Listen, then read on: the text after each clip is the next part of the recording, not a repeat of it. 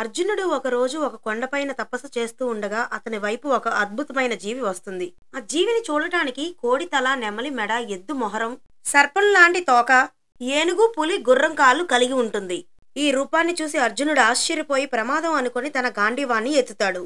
కాని ఆ జీవిని గమనించాడు. ఆ జీవికి మనిషి చెయ్యి, ఆ చేతిలో తామర పువ్వు ఉండటం చూసి సందేహం కలిగింది.